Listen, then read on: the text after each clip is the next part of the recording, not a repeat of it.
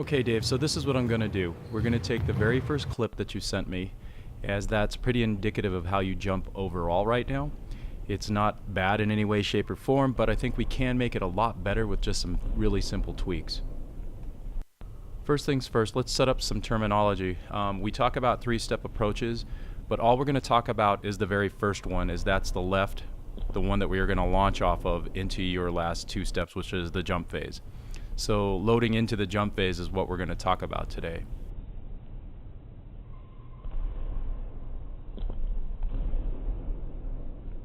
So here you've taken your first left step. You've started on your right or a two-step stance, however you want to start off court, but you take a left step.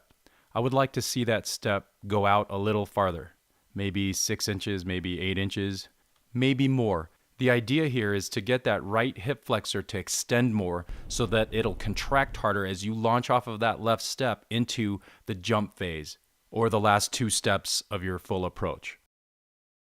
So to recap quickly, we want to take a longer left step out in front of us to create longer hip extension behind us. This will set us up to launch off of our left step into the jump phase, or the last two steps of our full approach. Okay, still with me?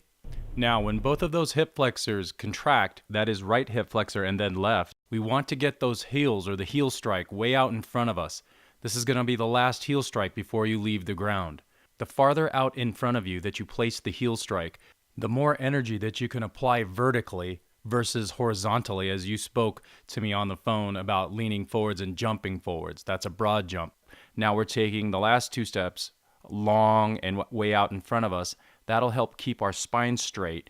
Our hips will automatically lower, so we won't have to bend at the waist from our shoulders in the direction of our knees. So basically, we've gone through two major phases of hip extension and contraction just to get into that jump phase. We want to quickly convert horizontal energy into vertical energy. In order to do that, we need those heels to be way out in front of you so that it stops you going forwards and pushes straight up. That also goes into loading those hips and then loading your shoulders to unload on the ball in the air. To facilitate a better heel strike out in front, we go back to that issue where we want a longer left step, extend farther off that right hip behind us, and then the right hip flexor can contract stronger to get your heels farther out in front of you.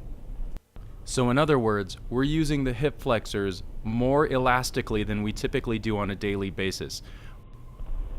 We are storing energy by eccentrically loading that hip with a longer extension and hopefully facilitating a stronger, faster contraction, or stronger, faster concentric unload phase.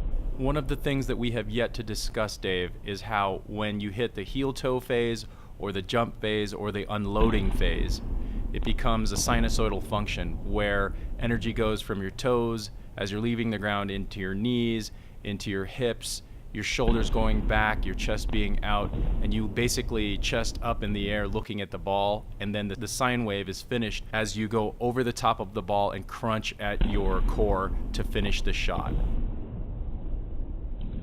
Hopefully this all makes sense to you, Dave.